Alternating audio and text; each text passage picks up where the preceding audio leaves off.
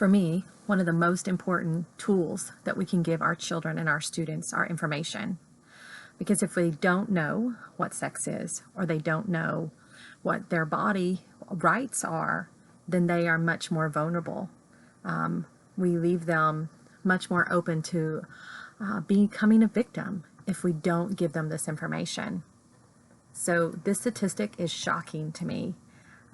People with disabilities are raped or sexually assaulted at 6 times the rate of people without disabilities. Now this comes from the Bureau of Justice Statistics National Crime Victimization Survey from 2011 to 2015. That's where those numbers come from. The link included on this slide takes you back to a story on NPR, which talks to a few victims of sexual assault and gives you a better breakdown of the rates of this type of crime. When I first started talking about this topic, I had never looked at these types of statistics. I had not considered that by keeping this information from my students or from my child, that I essentially left them vulnerable and without the ability to know that they had the right to say no.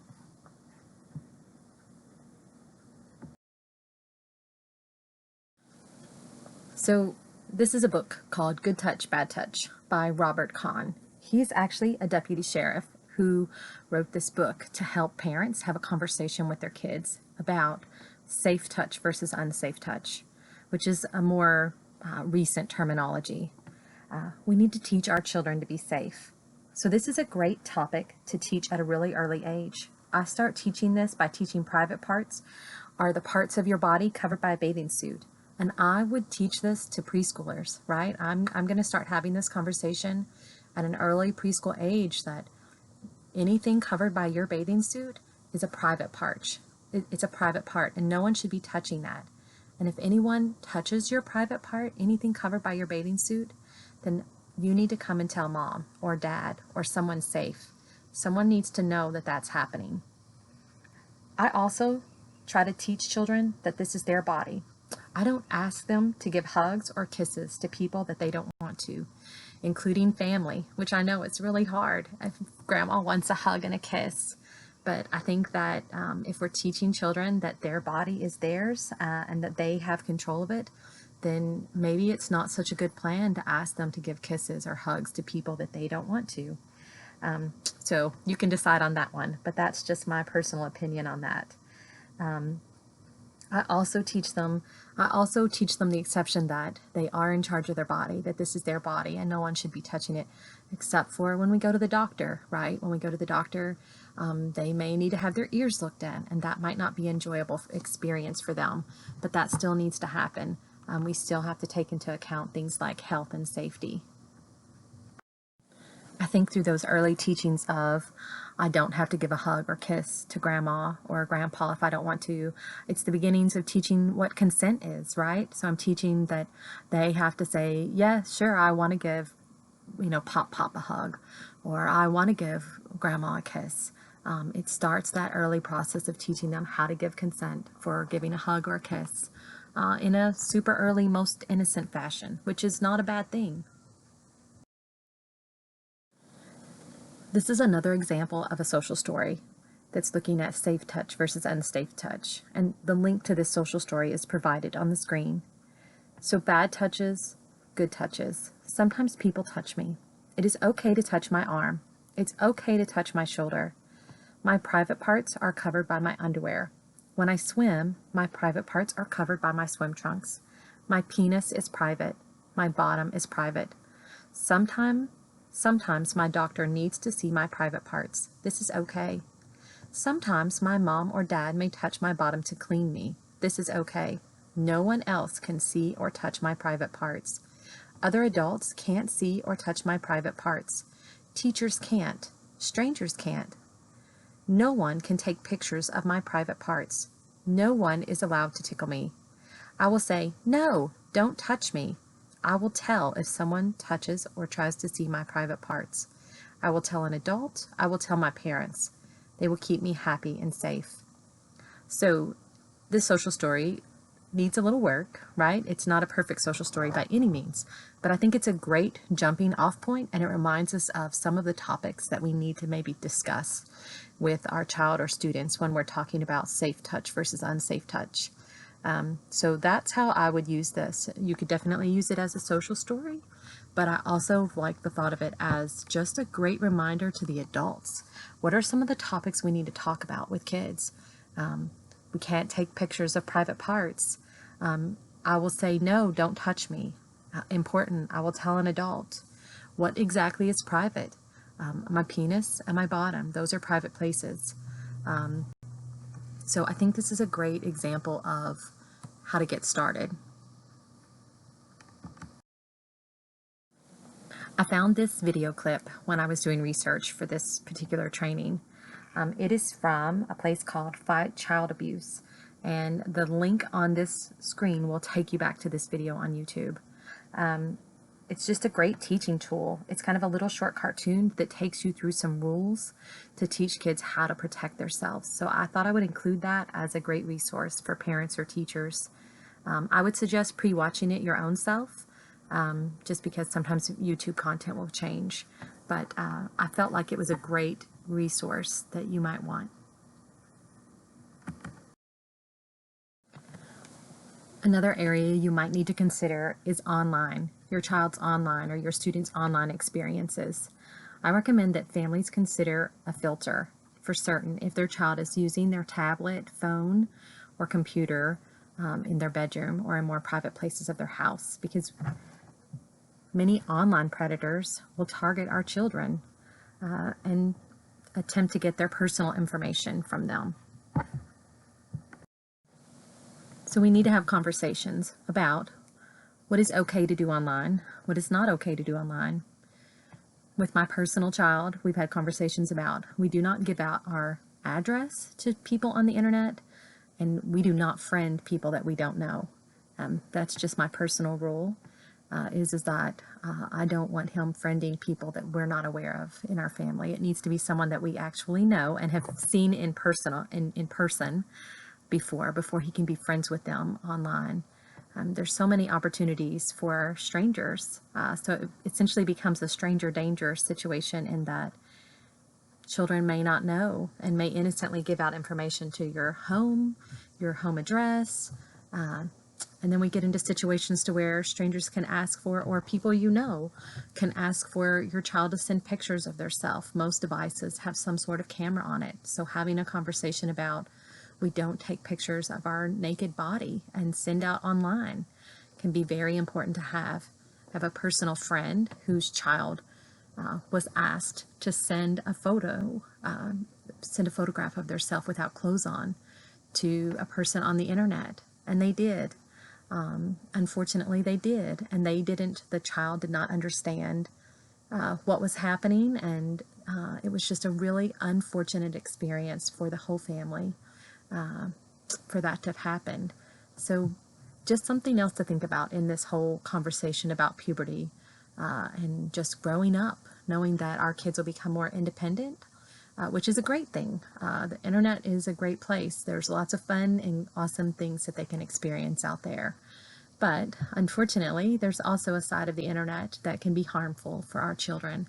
So we need to be aware of that as the adult in their lives.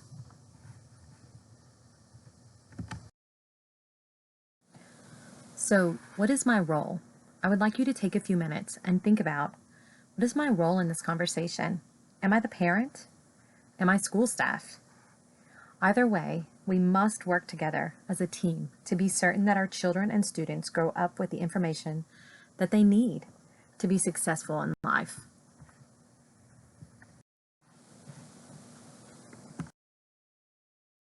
I have found one of the biggest challenges of teaching this topic is finding resources. Please note, I am not getting paid to sell any of this material to you. My goal with it is just to kind of give you some suggestions and a starting point. The first book, Boyfriends Plus Girlfriends, A Guide for Dating with People with Disabilities, I like a lot. It is actually written for the person with disabilities. The reading level, I would say, is around 4th to 5th grade.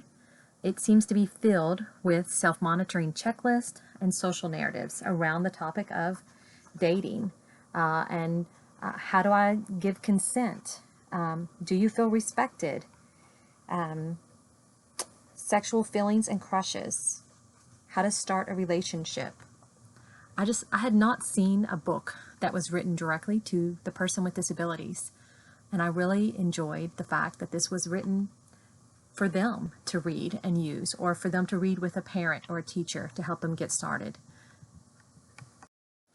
This second book, Taking Care of Myself Too, for teenagers and young adults with ASD, it's more written geared towards the adult, so the teacher or the parent. It is filled up with great social stories and some checklists and things that around the topic of personal health, grooming, relationships, and sex. And I have found it to be a very useful resource. The last book shown, Making Sense of Sex, is written more towards the adult or the educator, but it does include many social stories or social narratives geared for the person with autism. It also includes some line graphic pictures of what is sex, where do babies come from. It answers some of the more difficult questions that I think that students with autism or a person with disabilities may have in regards to making sense of sex. What exactly is sex? What all does that involve? So I found this to be a very helpful book as well.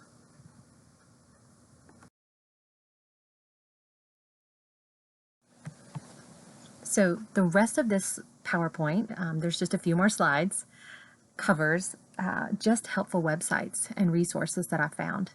And at the time of this recording, they are all currently free, so hopefully they'll stay that way. This first resource by Autism Speaks is their Puberty and Adolescence resource. It covers a variety of different topics, and it has a great printable resource that you can print out or you could pull up and use on a tablet. Things like social stories and checklists, lots of great visual information. Some of the topics that it covers are body changes, self-care and hygiene, internet safety. And there's also some really good information on autism and increased aggression that we see sometimes as a child begins to go through the stages of puberty. So I just wanted to make sure that I mentioned that here. This second resource, Living Well with Autism, is just a variety of social stories. They're all free. A few of the topics that it covers, and it covers quite a bit. A few of the topics I wanted to highlight are All About Hugs. There's a great social story on there called All About Hugs. There's one called Sex Talk in Public. So where can I talk about sex and where can I not? Who can I kiss? Who is it appropriate for me to kiss? Who is it not appropriate for me to kiss? And there are a variety of other topics. So I encourage you to go to those sites and take a look at the information that they have there.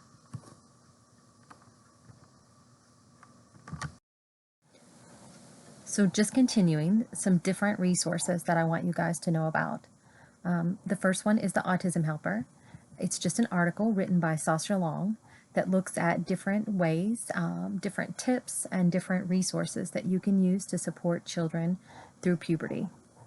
The second resource by Vanderbilt is a great link to something called Healthy Bodies. There's a boy version and a girl version. Tons of visual supports, tons of free printables that you can print out and use related to almost every topic that you would want in regards to puberty. So they are probably 25 to 30 plus pages long. So they're a great resource that you should definitely check out. The third link on this page is called ChildNet, and it is a link back to a resource for internet safety. So just thinking about all the different aspects of internet safety that we should consider as our students or children begin to get older and begin to use the internet more independently. So the first link on this slide is from Indiana. It's an article on masturbation. This is a great article that covers many of the concerns that parents and teachers may have surrounding masturbation. So it's a great starting point when you are trying to manage this particular topic. This second resource, kingcounty.gov, it's actually from Canada, but it is a completely free sex education resource. It is scripted lessons that take you through teaching sex and sex education. It has worksheets, it has tests, and it covers a large range of topics from friendships and dating to decision making, actual sex and sexually transmitted diseases, and pregnancy. This would be a great resource for an upper middle school or high school classroom that is trying to decide how to teach this particular subject. This last resource on the slide, called children.org, is surrounding safe touch versus unsafe touch. It's an article geared towards parents or teachers that gives you a lot of helpful hints and examples of how you might approach this topic, and tips of things that you can say to your child or your student to help make this be more clear.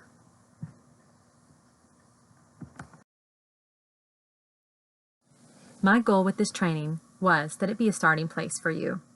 I encourage that you go back through the slides, look through the resources, and read the articles that I have provided. If you have additional questions, you are welcome to contact me at this email provided below.